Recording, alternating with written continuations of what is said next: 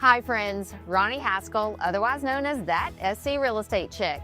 Thanks for joining for the Love of Real Estate podcast. Today I'm joined by Wojciech, and he's the conductor for the Summerville Orchestra, and we're sitting in the beautiful venue of Summers Corner Performing Arts Center. Wojciech, thank you for joining. So happy to be here. So you're here representing as the lead for the Summerville Orchestra. Yeah. How long have you been in that seat? That's my 10th season. I'm not exactly sure when or how that happened, but it's my 10th year in South Carolina also. So it's flown by a decade. Let's come back to that. I'm kind of intrigued about how your journey has led you to Summerville, South Carolina. Okay. But instrumentally, I am on the forefront of introducing people to this area as a community base, right? And the beauty of that is I get to tell people about what makes Summerville so special. And so many of the times I get to bring up the conversation about the Summerville Orchestra because it sets us apart than really any other community, sub-community around the Charleston region. Wouldn't you say? I would completely agree with that. I mean, I was just talking to someone yesterday and they told me, you know, the Summerville Orchestra is really like a hidden gem. It's really like something we don't want to tell too many people about because then they'll all move here. And it's like, well, that's maybe not a bad thing. So like, let's get them here. What is your joy? Like, why, I mean, you're a musician, I would imagine, right? And so what is your joy about being able to present the Summerville Orchestra? Oh, man. I think what we do is all about people. It's all about people and community. And so community for you is equally as important as it is to me because musicians coming together is a form of community, us playing, rehearsing together, growing musically. But also then patrons come into the hall to hear the finished product. But then also all of our outreach series that we do in the community, which are all free, by the way. So it puts us in different locations in Summerville, and we're actually looking to expand that now to get into even more parts of Summerville. I mean, there's nothing more community than I think that. I mean, we have 85, 90 musicians meeting weekly. Wow. So, I mean, it's just exponential math from there. Yeah, absolutely. Let's talk about the demographics. Who's your target audience? Who's coming to hear, whether it's here today, we're sitting at the Performing Arts Center in Summers Corner, which is a beautiful facility that feeds into the arts and just a great place for, I mean, I think today they're having a spelling bee inside for the children, but it sits, next door to school. There's another school behind us. Like it's right here. It's smack in the middle of Summers Corner. So, but great facility. Y'all perform here a good bit. Yes, we do. You also have pop-up locations around town, but who's that target audience? Who are you trying to draw in? That's such a good question because I think that the answer to that question is constantly changing. And so I think the best answer I can give is that don't think it's not for you. I get that all the time. They're like, oh, I don't feel like I'd connect to the music. I don't know. I'm not sure if it's for me. Trust me, it is, because we design our programs and our concerts accordingly with that in mind. We want to think of everyone in Summerville. Whether you love classical music, never been, you want to hear something different, we play it all. And we like to think that there's a little bit of something for everyone in every program. So if you're into rock and jazz, film music, we play that. If you're into some weird, quirky stuff that's out there, we play that too. Yeah. You want to just hear some Beethoven, Mozart, we got that too. So I think it's so funny you ask about target audience because I just want everyone to show up. I want everyone to experience how fun it could be, the joy you could possibly have here. And the fact that it's here in this beautiful, amazingly new hall, this amazing new community that's expanding for our eyes. They got a corner house restaurant too that I always send patrons to after the concerts now. I'd say if you live anywhere near here, just be here. Just come and visit. So how often is the orchestra playing? Yeah, we do 6 major shows here at the Performing Arts Center, 3 in the fall, 3 in the spring. So our next one's coming up on Valentine's Day weekend. It's a great date idea. That is a great idea. Great date idea. And we're playing some appropriate music from that. We've got the music from Casablanca on that program, but we also are doing Prelude to Afternoon of a Faun, this like beautiful French impressionistic piece. But anyway, so it makes a great date night. And even like the tickets are affordable, and that's a really important thing for us. We want to make sure that we're not pricing anyone out of the auditorium. we want to make sure everyone can come and see and make it accessible. So yeah, it's six major performances here, but then in the community we've got 20 more at different locations. We're at Coastal Coffee for our Encore series. We're at Dorchester County Library, my old trolley, for our library series. We're at the Public Works Art Center.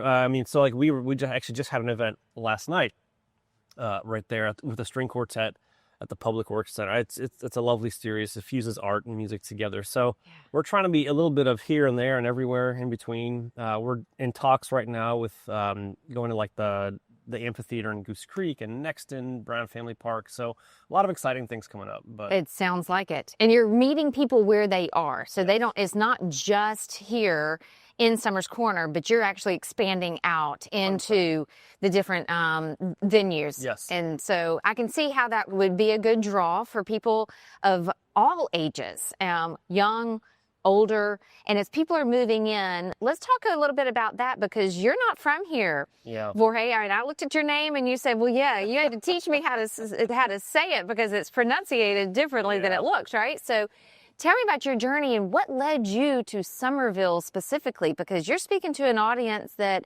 perhaps a lot of the viewers of this podcast are also not from Summerville. So what brought you to our community? Oh, it's actually a great story because in 2015, 16, when I was auditioning for jobs, I actually had the immense privilege of coming out here to audition for 3 weeks. And so I got to really kind of be in the community, live here, experience it, meet people, and I fell in love with it. I mean, there's something about Summerville that instantly made it feel like home. So where I come from in Poland, it's a little town called Otwock, right outside of Warsaw, which is actually really hard to say, Otwock. But anyway, it's like a theme with me. But so I come from that town, and it's funny. The house I grew up in is very sort of, I hate to use the word suburban. I feel like that's like a bad word or something, but it really was. It's on the outskirts of Warsaw in sort of a similar way to how Summerville is to Charleston. And I know we hate that. We're not a suburb. I get it. But also I lived really close to the train tracks in Poland. Okay. And the first night I stayed here, I had this amazing little apartment above a photography studio right near downtown. And I'm staying there and I hear this train rumble by and I'm like, whoa, I'm home. And just the community, how small it is, and everyone knows each other. Everyone cares about one another. That's really, it's a unique feature about it. It's a really unique feature. Everything is so rooted in local. It's so strong in terms of relationships that it just drew me in. At the time, I was living in New Mexico. So it's a bit of a change. Sure is. So yeah, but I was very lucky growing up. I moved to New York City when I was very, very young with my parents. Did some schooling there up in New York State and Oswego and Syracuse, and then I moved to New Mexico for my grad work. And from there, it was like I knew I had to go somewhere to start the journey. Summerville gave me an audition, and I kind of took it and ran with it, and it's been 10 years since then. Well, you have taken it really from early stages, correct? And you've grown the program and the exposure. If a musician wanted to get involved, how would they find the opportunity? Yeah, so we always direct people to our website. Our website's like a one-stop shop, and we have a page on there that talks about auditioning. And it's been pretty active, to be honest with you. It's one of our best features because it allows us to connect with musicians, even if they don't play an instrument that maybe we need or that we have in the orchestra. It still allows us to like use them in other capacities and connects us with people. So that's the best way. I mean, from that, we've gotten so many interest forms and people coming out. I mean, in January, this past audition cycle, we had, I think, 15 signed up to audition. Wow. It just keeps growing. And I think it's really testament parallel to Summerville too. As you know, I mean, in the last 10 years, how much this place has changed. It has. I think that speaks so much about the orchestra too. I mean, we've been right embedded in that change, but we're also changing with it in all the best ways. I mean, 2 years ago, we won the American Prize, like a national award for our performance level and our programming efforts. So the things we're doing are really exciting. Really exciting. You made mention of that website. Will you tell us what that website is so that Sure. people can go and visit That'll be helpful. the website and social media as well? Summervilleorchestra.org. Very Okay. simple. You just Google us. You'll find all of our social media channels. We're on Facebook. We're very active on Facebook. We like to stay connected to people. I'll hop on there too sometimes, and I'll respond to things. And Yeah. I love talking to people. I love being involved. So if you have a question or you want to get involved, reach out and let us know. And yeah. Well, I think that it is what you're providing to the community is an incredible value base. You know, we've got the Summerville Orchestra here. We've got a playhouse, the Flowertown Players. We've got, you mentioned the art studio there in downtown. We've got so much life and community and just a season of arts that are prevalent in the Summerville market. Truly unique to us as a sister community of the Charleston area. People a lot of times want to move to Charleston, so to speak, but they find what they really are looking for are the values that we have that are in these little sister communities, right? The schools, the Performing Arts Center. Not everybody can afford or wants to live on the peninsula of Charleston, but they do want to have that easy access, either that or the beaches, right? But here we have so much to offer. Oh my God. That it just feeds the souls and the interest of those that are moving into the area. It really does. So, And it keeps growing in in the best ways. You get excited seeing it, like the new library branches on the way out here, right? Ashley River Park, which is new it's and so good. beautiful. Legend Oaks is right down the road here. I mean, it's really special. It is very special, and you can just go straight down 61 into Charleston if the desire is there to make that commute.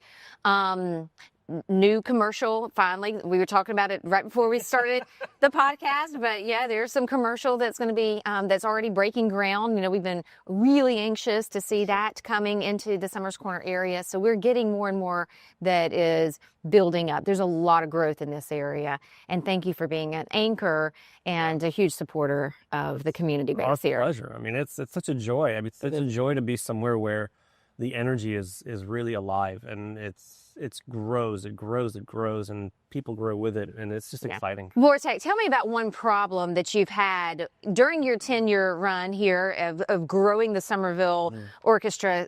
Talk about something that you've had to overcome. I think the hardest thing we had to overcome was the pinnacle of our success, which is like in the 2019-2020 season, we were getting ready to move here, and it hadn't fully opened yet. And so we're waiting anxiously because we're sold out.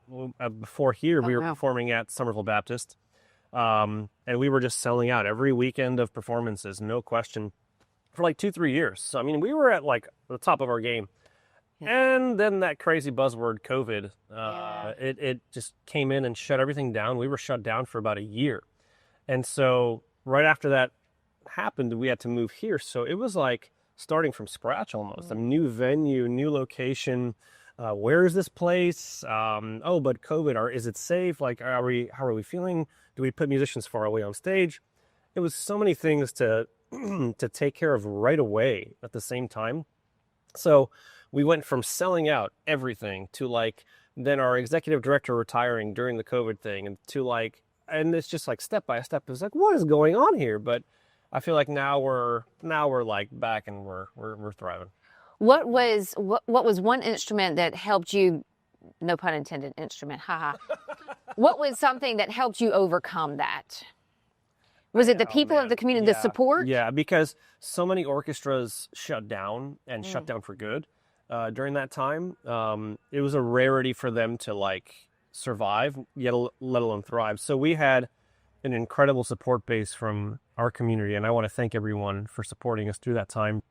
If they were watching our online content that we were creating, or we put our music chats online, we had to just evolve, and people evolved right with us because they just trusted who we were and trusted what we were providing, that it would be there. And so I want to just thank everyone for that trust, because with that support, we were able to get through it. Well, good. Well, thank you so much. I appreciate you coming on and sharing with us today, and hopefully this will give some great exposure and knowledge to the viewers and listeners out there. Please come out and check us out. I mean, you're going to have a great time, I promise. Good. Thank you so much. Yeah. Thanks for listening. We'll see you next time.